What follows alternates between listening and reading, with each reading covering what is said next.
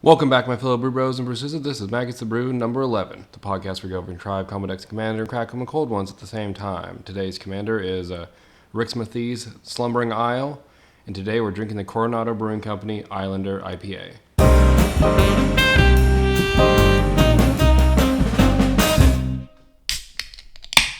So Arixmethes is one of the newest commanders in Commander 2018. He's in the Bant Enchantment deck. Each one of the decks had like a cycle of only two colors, and then he is the green and blue one. He's a giant shrimp that is turned into an island and has like a little boat. If you look in the picture, there's like a little boat next to him or whatever. So that's kind of cool. So Arixmethes Slumbering Isle is 2, a blue and a green, a legendary creature Kraken, 12/12. Arixmethes Slumbering Isle enters the battlefield tapped with 5 slumber counters on it. As long as Arithmethes has a slumber counter on it, it's a land, it is not a creature. And whenever you cast a spell, you remove a slumber counter from Arixmethes, and you can tap it and add a blue and a green to your mana pool. Now, honestly, this card has a very interesting design. I can't think of a card that's in it very much like it at all. The spells are kind of interesting. It's like, I guess you can imagine like all the little people that are in that little port on that island or whatever, like they're doing stuff, and then it's like waking the giant shrimp kraken thing. But as far as a card though, it kind of functions very similar to like the way Phyrexian Dreadnought works, I guess, in a way, where you have like Phyrexian Dreadnought costs 1, it's a 12/12 also, but then it has like a severe drawback if you have to be able to draw, or you have to sacrifice enough creatures that equal total power 12 or whatever. So I kind of looking at Arixmethes, I kind of saw a similar thing here. We have a very low-cost creature that comes into play with drawbacks and has 12/12. So I built this deck kind of in a similar vein. I put Torpor Orb, Stifle, and Trickbind all in the deck.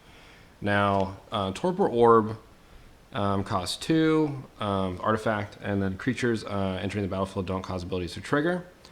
Torpor Orb is just very effective, kind of in general. Because honestly, if I'm being completely honest, it shuts down a lot of the decks I play.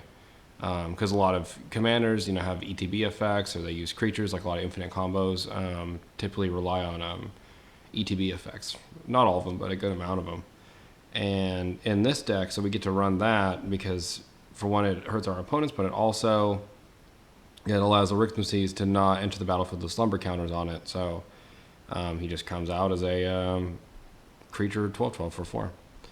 And not tapped, but he can't attack, so he doesn't have haste, but still cool.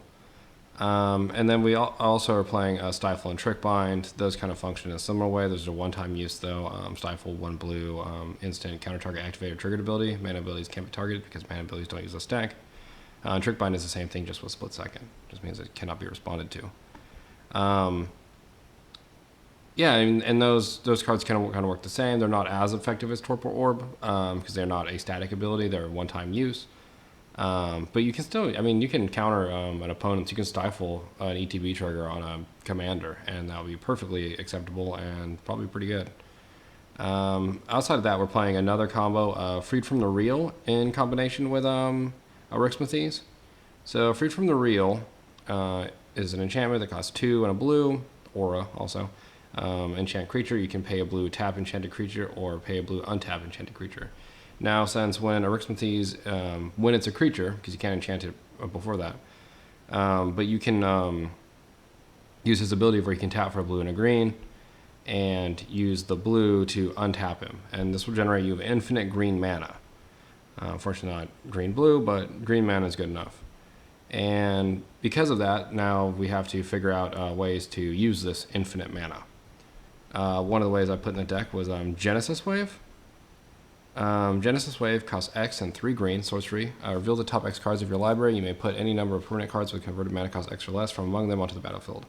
Then put all cards revealed this way that weren't put onto the battlefield into your graveyard.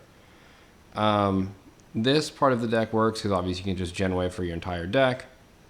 And then we ultimately win with Laboratory Maniac this way. And always for reference, Laboratory Maniac costs a 2 and a blue, whatever. If you would draw a card while your library has no cards in it, you win the game instead. Play with Laboratory Maniac a lot, it's very common. But so Genesis Waving your entire deck, and all permanents will come into play, all instants and sorceries will go into the graveyard. But to win here, since Laboratory Maniac will be in play, and then once everything is in play, all the triggers go on the stack. So we have a couple things in here that are enchantments that do not conflict with our Torpor Orb that allow us to draw a card when they enter the battlefield. Like we're playing Ground Seal, because Ground Seal is a very effective enchantment anyway. Green and 1, when Ground Seal enters the battlefield, draw a card, and then cards in graveyards can't be the target of spells or abilities. It's just very effective here. And then also we're playing Soratomi's Cloud Skater. It's a blue and a 1/1 creature, Moonfolk Rogue, which is a weird one. It flies, but you can pay 2 and return a land you control to its owner's hand, then draw a card, then discard a card. This is just for like an additional trigger. If somebody wants to respond to one of the ETBs, like the Ground Seal or whatever, to draw a card, and they're targeting our Laboratory Maniac, we can pay 2 mana, return a land, because we'll have infinite green mana at this point. So we can do it as much times as we have lands. And then also we're playing Sylvan Safekeeper. It's a sacrifice land, target creature you control against round till end of turn. This will also come into play off Genesis Wave, and will give you the option of protecting your Laboratory Maniac by just sacrificing a land.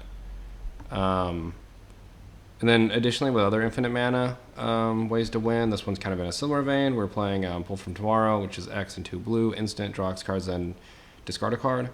And then Stroke of Genius, X and 2 blue, instant, target player draws X cards. You can target yourself with these, draw your deck, and proceed to win from there, ideally with, I guess, a couple Mana Rocks, Labman, Gitaxian Probe.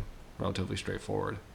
And then, because I don't usually get to run this card because I think it's cool, but Helix Pinnacle, 1 green enchantment, Shroud. You can pay X, put X counters on Helix Pinnacle. Beginning of your upkeep, if there are 100 or more tower counters on Helix Pinnacle, you win the game. Just another alternate win con type card. Just kind of fun. Don't get to play it too often, and it's a good sync for infinite mana. And then, of course, although it's a slight nombo with a Torpor Orb in play, but we are playing Walking Ballista for XX. Walking Ballista, the machine gun of Magic, doesn't require too much explanation here, but gets infinitely large, and then you can ping everybody to death. Is a nombo, as I said, though, with Torpor Orb, but we're not always going to have Torpor Orb in play. And if we Genesis Wave, Walking Ballista and Torpor Orb will come into play, but Walking Ballista will just die and go to the graveyard because it will come in as a 0/0. And that is fine because we have other ways to win, so that's not really a big deal. And then, I mean, that's effectively like the combo portion of the deck. This deck is more built like a kind of counter control style deck. I mean, the deck's running like 35 instants or whatever, and of higher converted mana cost actually, to be honest. But I mean, well, I think it's fine because Arithmethes, I mean, if you're not doing anything particularly cool with him,